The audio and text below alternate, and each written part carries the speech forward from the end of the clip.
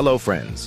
Today we will learn who were the Sadducees and why we need to be careful about their teachings. The Sadducees were members of the priestly class and the aristocracy, comprising the wealthy elite of Judean society, particularly the influential families of Jerusalem. Their prominence was largely due to their control over the temple in Jerusalem, which gave them significant religious authority and political influence. You know, those who control the flow of money and resources of any nation or organization or people are the real powers behind the scene. Now let us understand what was their main goal. Their main goal was to maintain the status quo. They wanted to preserve political and social stability to protect their economic interests and elite status. This conservative approach extended to their interactions with foreign rulers. They favored cooperation with the Romans to ensure that their position of power remained unchallenged. They were politically conservative. They believed that the existing system should be preserved, and they opposed any significant social or political change. They collaborated with the Roman authorities to maintain order and to protect their own interests. The Sadducees were also religiously conservative. They believed that the written Torah contained all the necessary laws and teachings for proper worship of God, and that the oral traditions of the Pharisees were not binding. In fact, they rejected the concept of oral law altogether. They strictly adhered to the written Torah and dismissed any traditions not explicitly grounded in it. So they believed that anything which is not written in the Torah is not important. The Sadducees held several distinctive theological positions that set them apart from other Jewish sects of their time. They denied the concept of bodily resurrection, a belief strongly advocated by the Pharisees. Acts 23:8 summarizes this view. The Sadducees say there is no resurrection, neither angel nor spirit. They believed in human free will and individual responsibility for actions. While acknowledging divine providence, they still gave priority to human agency, unlike the Pharisees who balanced divine providence with free will. The Sadducees also had a particular understanding of temple worship and the purity laws.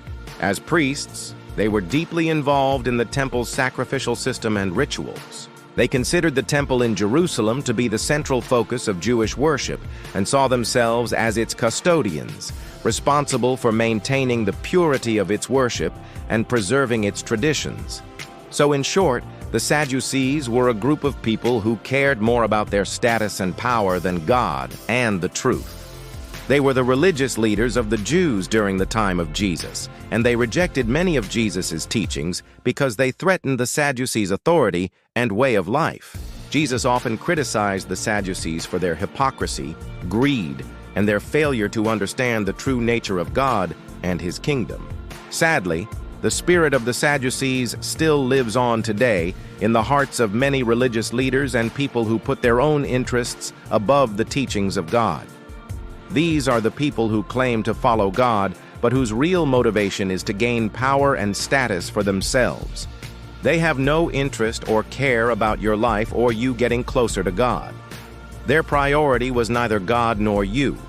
Their priority was their status and power in society. But they will talk only that is written in Torah. Do not be deceived. They do not trust God.